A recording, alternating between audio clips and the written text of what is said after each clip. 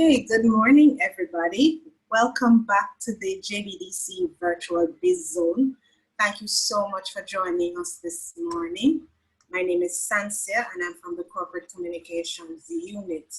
Now, this morning, we are going to be having a presentation by Mr. Larren Peart, and he is the CEO of Blue Dot Insights, and he's going to be sharing with us about Blue Dot Communa. As you would already know, research is very important to businesses, whether they are in the developmental stage or if they desire growth. And so what Blue Dot does is that they help to provide support in terms of research and development. And they have a platform that MSMEs can use to help them to grow their businesses. And so let me introduce Mr. Peart to you this morning. He's a seasoned entrepreneur and information technologist with a depth of experience in research and the area of data intelligence. As founder of Blue Dot and the architect behind the company's data intelligence methodologies, Larren is credited with bringing unique service offerings to the regional marketing industry. As CEO at Blue Dot, Larren leads a team of highly skilled market researchers, data scientists, and analysts, and has directed the execution of research assignments for a number of major regional and international brands. Larren continues to lead the product innovation at Blue Dot with the implementation of cutting-edge research, technologies, and systems. So we want to welcome Larren at this time, but before he begins, just to remind you that the session is being recorded and it will be available on the JBDC Jamaica website, YouTube channel post the presentation. The YouTube channel also has all the presentations from the first season of the Virtual Biz Zone, as well as our in-concert series or Entrepreneur's Journey, and it has the presentations that we started when we restarted last week. So you can feel free to access any of those at any time.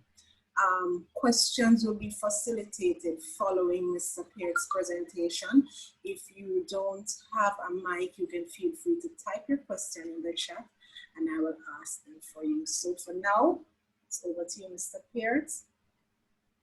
Okay, thank you, and morning everyone. Thank you, Sansia, and thank you to the JBDC for this opportunity, and welcome everyone that has so far joined. So like Sansia said, I'm Larren and I'm the CEO of Blue Dot, and we are what's called an insights agency. And by insights, I mean we help our clients to make better decisions with data. So let me just go ahead and share my screen.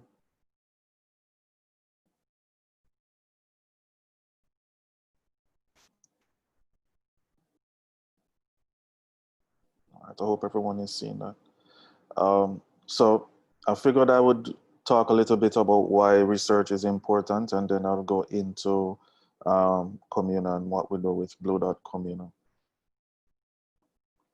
So in Jamaica, in the Caribbean, pretty much all over, we have a culture of making decisions based off of gut and instinct. There's nothing inherently wrong with that, but data has a better idea. We are accustomed to asking our friends and our family, what do we think about this idea, or should I do X or Y? That's in and of itself, that's good. At least you're getting some feedback. But your sister or your friends in your WhatsApp group or your close circle may not necessarily be your target or represent the profile of the respondents or profile of your customers or consumers. So it's very important for you to do some research on a broader scale to first identify, who your target consumer is. What does the profile of your customer base look like, or your potential customer base look like? Who is going to be buying your product, etc. So data has a better idea. Yes, you can use your gut, you know, if you have a lot of experience in a particular area, but you still need to do some research, do a little survey of a wider group to get better insights and better data.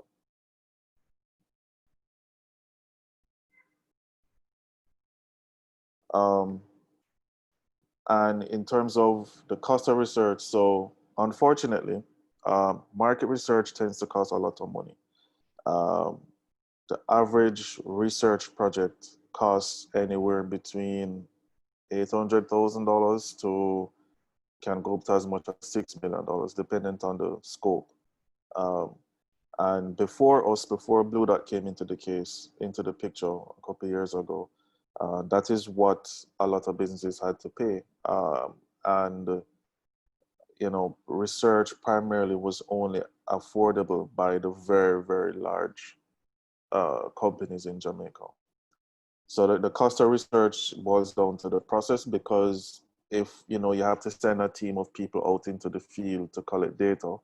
So if we're doing an island-wide study, for example, you have to send researchers out into every parish, every town, to collect the data, and that does cost a lot of money. They do get paid per response, and also the expertise. You know, on my team, um, I have very expensive people on my team, people with all sorts of degrees, and they're not cheap. So you know, research does cost a lot of money for those reasons. In terms of the types of research, there's a couple of them. There's surveys, so that's you know a form that is either on paper or on tablets, or you can use services like us, Communa, or SurveyMonkey, or one of those tools to create a survey and then send it out to you know to people that you might know or in groups.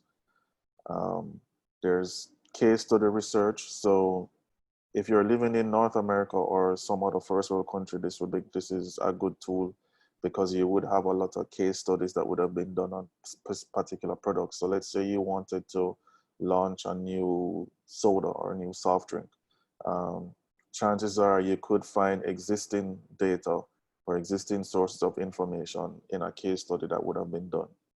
In Jamaica or the Caribbean, that's not necessarily the case. It's just very hard to find case studies that are um, locally relevant. Um, Other types of research tools would be record keeping. Now, what a lot of businesses don't understand or take advantage of is the fact that you have in your existing scenario a lot of data that can be analyzed to give useful information. So um, every time you interact with a customer and they express anything at all to you, that is feedback, and that is insight that once you start to record it, keep it somewhere, jot it down, tabulate it, you can use that to get yourself insights over time. You know, so if 10 customers complain that the soda is too sweet, then you probably need to start thinking about doing something about the taste of that soft drink or whatever product that you have. So that was record keeping. Process of observation. This is this is also very useful. Um, if you have a store and a retail outlet or a storefront, simply just observing where people are walking into the store, for example. Do they go left first or do they go right? That's called how long does it take them to get to a particular aisle or a particular shelf? When they get to the shelf, what do they do? What do they see first? What do they look at first? Do they look at the price? That is observational research that you yourself can do, and based on those patterns you can make adjustments. So that is actually called um, path to purchase. So what is the path to purchase in your store, um, and how can you maximize on that? So for example, if you notice that your customers are going to the right when they walk in, then what higher margin products can you put to the right, on the right side of the store that will attract them? Or if you notice, even if they go right, but they end up back going around to the left side of the store and spending more time over there, then what are the products that are over there that are attracting them, that you can then put some of those or like products to the right of the store to have an even balance, and then hopefully increase your margins. Ethnographic research, similar in sense to process to observational research. You have focus groups. So focus groups are when you want to get more what we call qualitative feedback, or more actual words. So you have quantitative and qualitative research. So quantitative is when you send out a survey and you get more tabulated responses. So 30% of X said Y. Focus groups, you get, I think this is too sweet, the soda too fizzy, I don't like the can, etc., etc. So that's what you get in focus groups. And then one-on-one interviews are similar. It's still qualitative, but you mitigate against some of the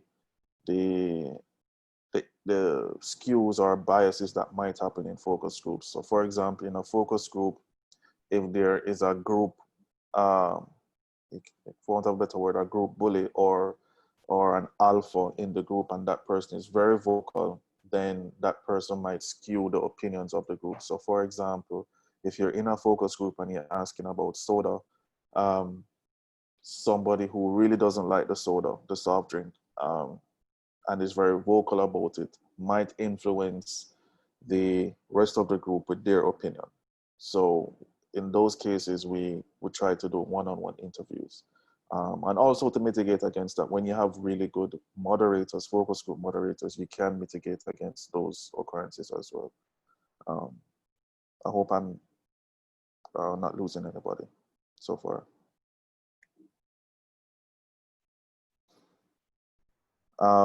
So as a business, what should you be paying attention to? So who purchases your products, who uses your products, who influences those purchase decisions.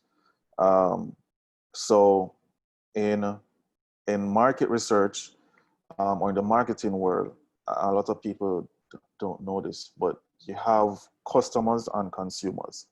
So let me think of an example. If you're a lady and you have your husband, and you're in the supermarket and you purchase a 6-pack of Red Stripe or Guinness for your husband, you are the customer, but he is the consumer.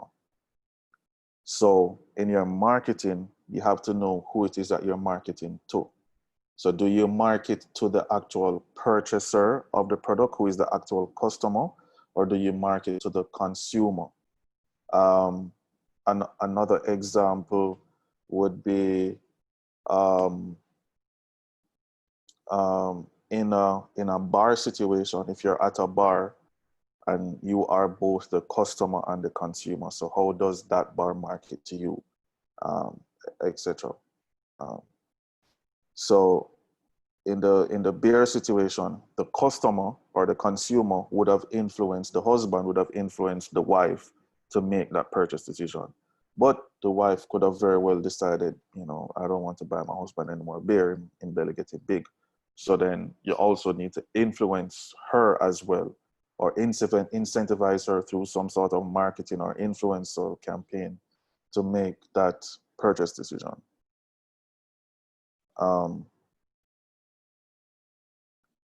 Sansa, I'm okay with anybody asking questions in between, if that's okay for loading the format. But if not, I'll tell them at the end if anybody has any questions. No, man, if there are questions coming in, I will let you know. Okay. But so far, right. I haven't seen as yet. Okay, all right. So, and what are the user opinions on your products? So, how do people, like I was speaking about the focus groups earlier, how do people feel about the soda? Why is your product bought over the other? So the entire aim of business is to make sales and make your customers happy, right? So you need to be able to understand why are they buying your product over your customer, over your competitor's product. Is it the packaging? Is it labeling? Is it the quality? Is it the taste? Is it the price, etc.? Also, how do your sales fluctuate over time? Do you respond to market shocks? Are you cost pricing your product or value pricing your product? And then how does that affect your pricing?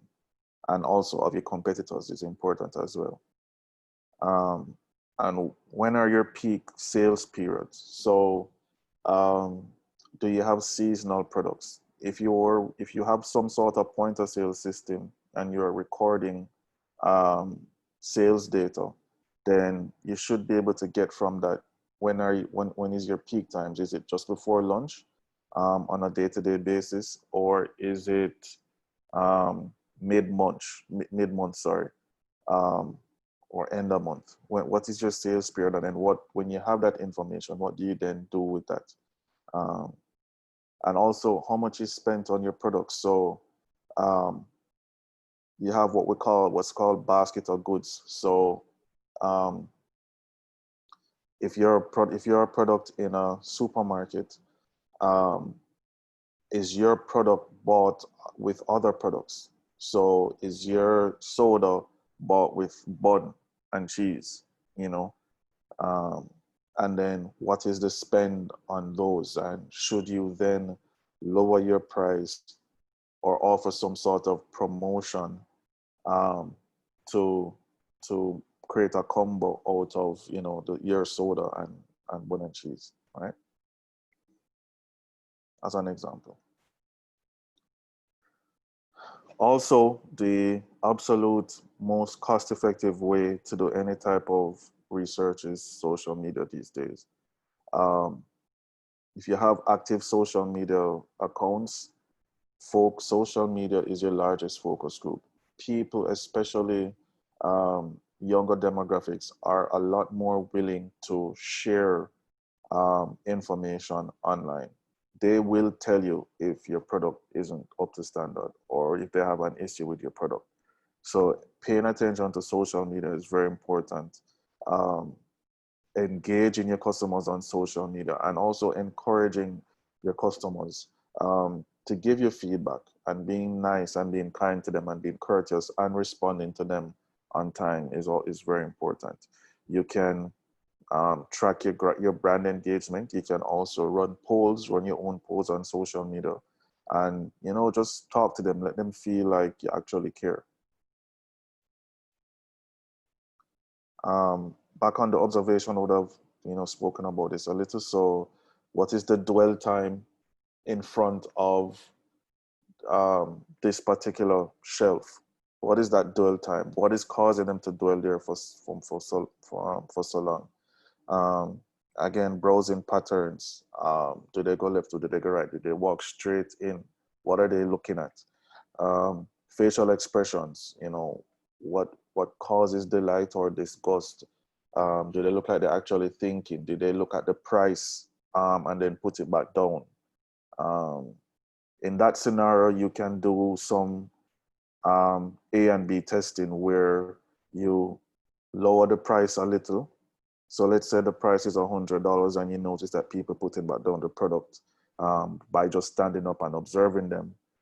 Change the price, drop it by $10 and see what happens. Or, you know, did people actually start contemplating it now?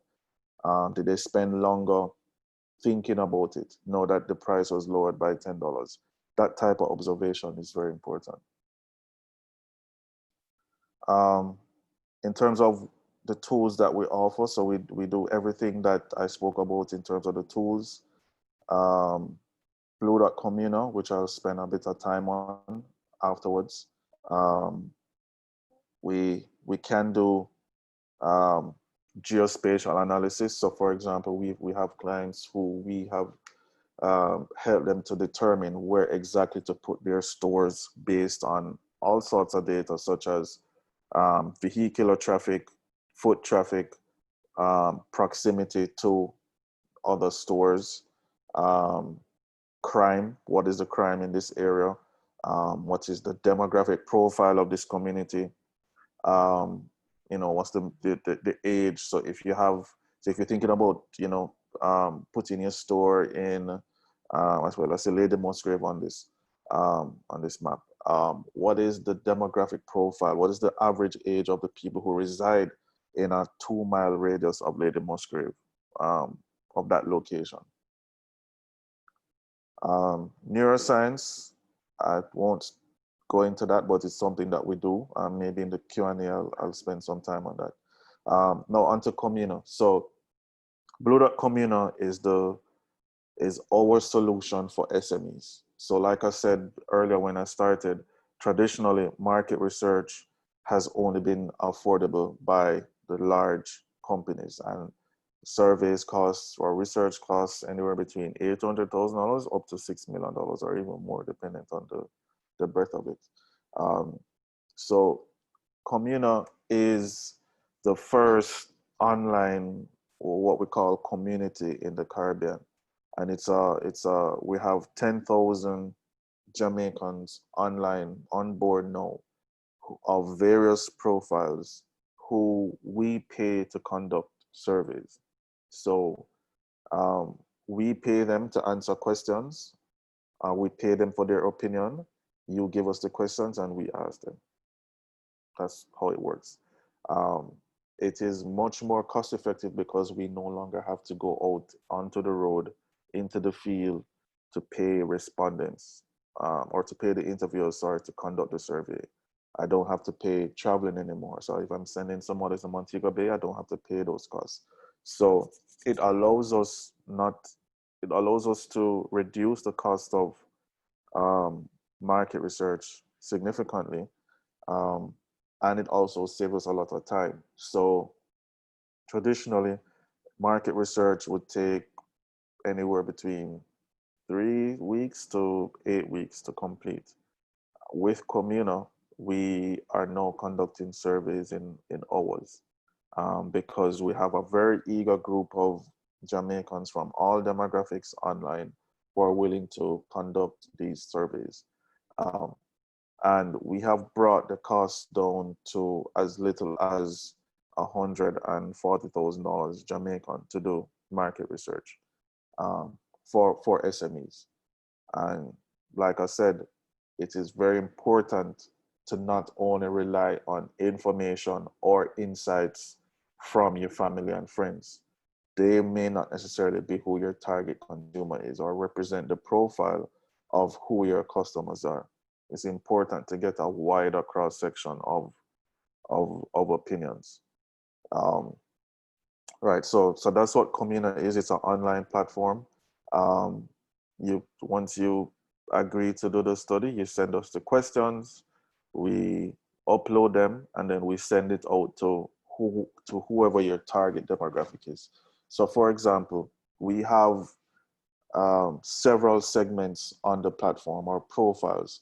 So I could literally right now send a survey out to women between the ages of 25 and 35 who have children or has a child, or who's a mother, has a car loan, consumes fast food twice a week, drinks alcohol on weekends, and has health insurance, specifically to that profile of respondent.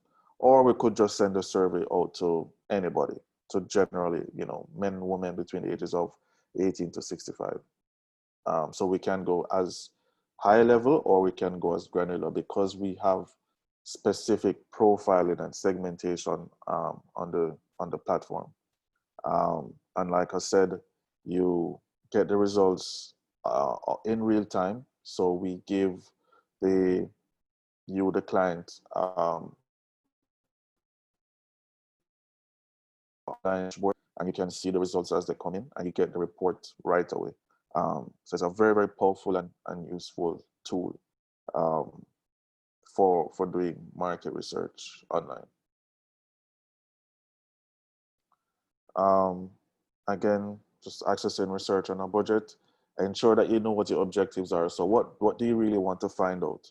And I like to narrow this down to, you know, what decisions keep you up at night, or what decisions do you need to make as a business that you don't have enough information to make that decision.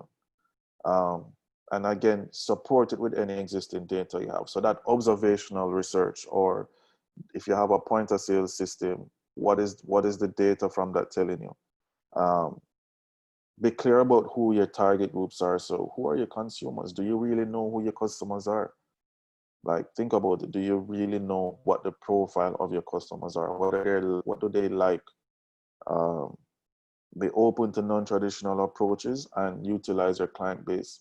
So if you're not already collecting your name and number and age and all of that from your clients, you should be doing that.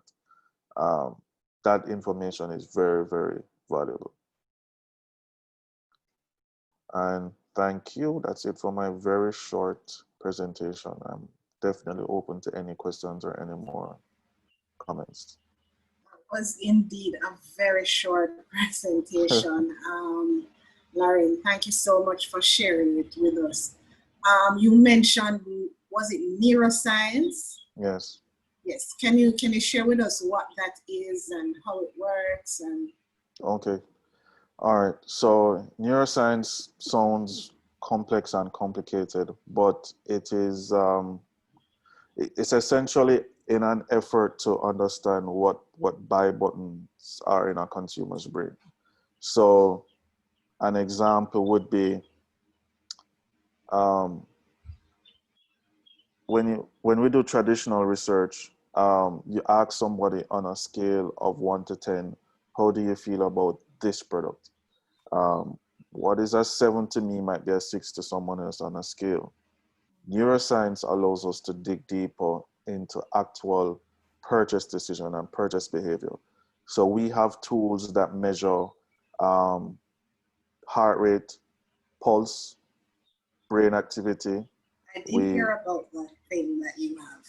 Right. We do eye tracking. So if you have products on a shelf, we can track eye movement on packaging and labeling. Well, actually, I can show an example. But how does that determine buying patterns though?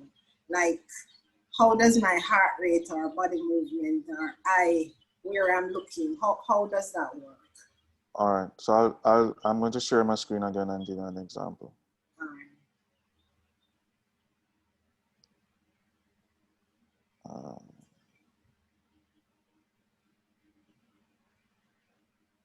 Are you seeing the screen? Yes, we're seeing it. Okay. All right, so let me pause.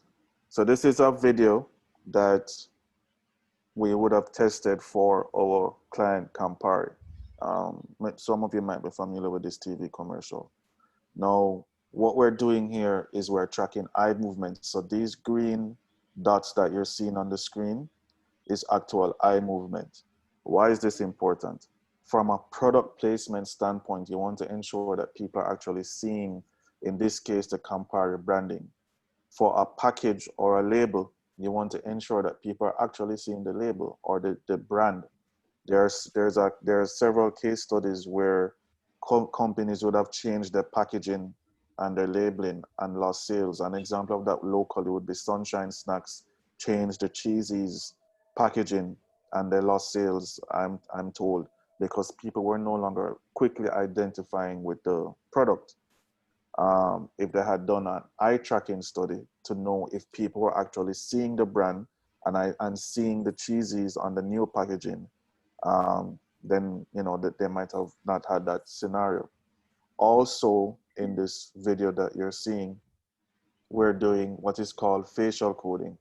And facial coding monitors the 32 muscles in your face for micro expression. Sounds fancy, but what we're able to tell is your level of emotion. So right, you'll see that we're measuring the 8 basic human emotions. So delight, surprise, neutrality, skeptical, sadness, fear, disgust, and negative emotions. So we give our clients a millisecond by millisecond breakdown of what emotion is being evoked while the consumers are watching the commercial, and also are they seeing the Campari branding. So, so like I said, the green dots is actual eye movement. On the right is emotions, but this is not the actual data. I couldn't show you the actual data from the video. So that's why most of it is neutral. But you want to ensure that whatever content you put out, so in this case, a TV commercial, that it doesn't have any negative associations or connotations with it.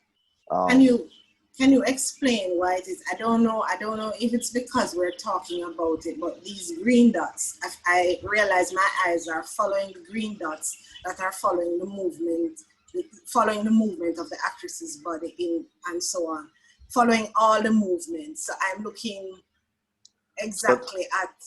Yeah, so this would have been, so we would have tested this commercial, and this is actual, represents where people were looking at mostly, or where basically the dots is where people were looking, and it's not everybody. We would have done it with a larger sample. Right. But I had to take out some of the data, so I wouldn't be showing the client's data like that. But this is where people would have been looking. And in this particular, in the first version of this video, actually, there was a couple scenes where there was a Campari glass or Campari behind the bar written, but people were not seeing it. They were not looking at it. So we had to then make recommendations to replace it with scenes that had a higher, what we call visibility or seeability, right? Okay. All right. You know, in the video, because you want as a company, you want to put out content that has the highest engagement, right? And the same thing for your packaging and labeling. So an example of that would be the Grace soup labels, that the packaging was changed about 2 years ago. I can speak about that one because it's already out and it's been out for a while. But they would have given us 4 different versions of the soup packaging label. So that the cock soup label, for example, was 4 different versions of that. And we had to tell them which one had the highest findability or seeability on our shelf. So we have eye tracking goggles where the respondents will walk down an aisle in a supermarket, and we can tell where they're looking, what they're looking at, what they're seeing, what they're not seeing. And then we would have made that comparison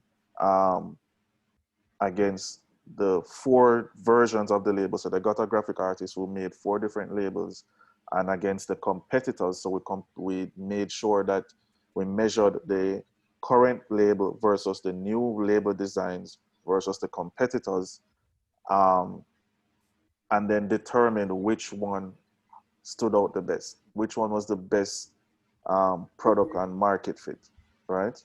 All right.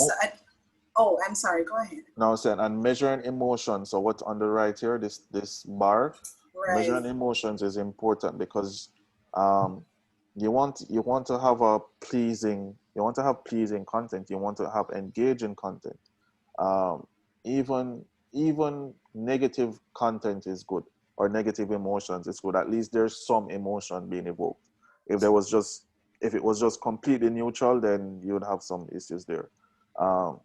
But because you want people to remember it, even if they remember it for a bad reason, you want people to remember your commercial. I just want everyone to know that the floor is open for questions, so you can feel free to either ask a question or hold up your hand using the button at the bottom of the screen. You can raise your hand and I will acknowledge you, or you can type the question in the chat. Larren, you mentioned also that you have 10,000 Jamaicans online on your platform, right, who are answering questions for you. Where are these Jamaicans? How are they recruited? Is there a specific requirement to be part of this select group? Where did you find these persons? So good question. So anybody can go to blue.communa.com. So BLUEDOTCOMUNA. I'll type it into the box and sign up to be a survey taker. So we pay on average $400 per response, and every week we're paying out over $100,000 to people to do surveys online. So we $100 per person, 100,000 per person, or no. So we pay $400 per response. Whenever you ask us to do a survey, we send it out to the database of 10,000 people, and every person who does it gets $400. But you get in surveys daily, so it adds up, right? So you conduct the surveys. When you get to $1,200, 1,200 points or $1,200, then you can redeem, and we pay out in cash to your bank account. These 10,000 people that we have online are spread across Jamaica, and like I said, they represent a large cross section of profiles and segments. So, like I was saying before, if you wanted to get information from people who consume fast food only, or people who drink alcohol only, all those 10,000 people in our database, we know what their profile is, and we know if they're cigarette smokers, and we know if they have a car loan or whatever the criteria is. So they would have gone through a process so that you can identify exactly which segment they fit into. Yes. Okay, great. That's fabulous. Right. That's fabulous. And for a mic, and you were saying that for the MSMEs to get access to this, they're looking at a minimum of $140,000. Yes. Or was that the maximum? A minimum of, but that is sufficient. That's coming from 800,000, right? Upwards, right? Right. All right. So you mentioned social media as being one of the most cost-effective ways for MSMEs to do research. Can you go into that a little bit more? I know that a lot of micro businesses, especially the one-man operations, a lot of them, they either do not have the time, or they're skeptical about what it is that happens on social media. Go into that a little bit and share with us your experience as it relates to research on social media. Well, first of all, from a marketing standpoint, marketing on social media is 1,000,000 times cheaper than paying for a radio ad or an ad in the newspaper, right? So that's the first thing. So if you're just thinking of doing marketing, you can literally spend $40 US to reach hundreds of people online. That's number one. So if you're not doing it already, you should be doing it. Secondly, once you start to grow your page and you start to market your product online, you want to ask questions to get feedback. So if you know that somebody bought your product, ask them, how was the experience? How is the product? Does it taste good? Does it feel good? Based on whatever the product is. And you start to create engagement online and to engender your customers, feeling safe to tell you and to give you their opinions. Because that's how you improve your products, and you start to tailor or customize your products or your offerings or your services to fit the profile of your target consumers. So simply just reading your comments and responding, listening to people, looking at what they're saying, is important. And on social media, on Facebook and Twitter and Instagram, etc., they have built-in analytics that allow you to see when your highest engagement times are, and if you post on a Tuesday at 10 a.m., what is that? Is that your best time to make posts? So again, it's just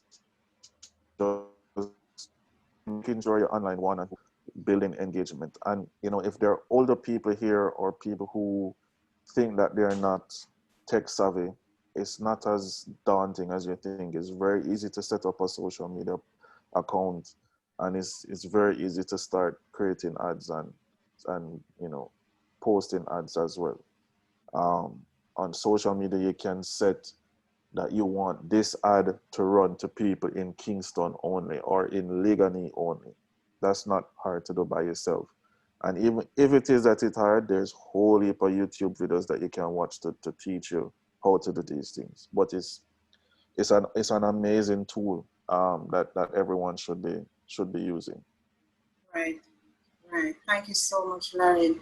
And then I just wanted to go back over some of the methods that you spoke about. Surveys being being one of the methods that persons can use to collect information, and not just physical surveys, but rather surveys that can be done online with programs such as SurveyMonkey and so on. Then customer feedback, which is easy to collect, keeping your records, observing what's going on with your clients and your customer group, and then of course the focus groups and knowing the difference between the customers and the consumers. You gave some great examples there as well, and I hope that our audience this morning was paying attention and grab those useful insights. So Larren, this is the point at which we're going to go, because I know that there are no questions in the chat at this time. Thank you so much for coming on and sharing with us this morning. As I said earlier, the presentation will be available on our YouTube channel, JBDC Jamaica. All you have to do is go on and subscribe. You'll get the notification once it's up. If not, you can just search for us and look for whatever program that you want to watch, whether it is in the Virtual Biz Zone, the In Concert series, or Entrepreneur's Journey. Also a reminder that we return at 1 o'clock today for another session on design briefs. So if you are registered, see you then. If you are not, you have until about 11:30 to do so. Thank you so much again, Larren, and everyone enjoy the rest of your day. Thank you. All right. Wait, no. Okay, yes. Okay, they're just thanking you for an excellent presentation. Thought there was a question. Okay, all right, no problem. Thank you so much. All right, no problem. Bye.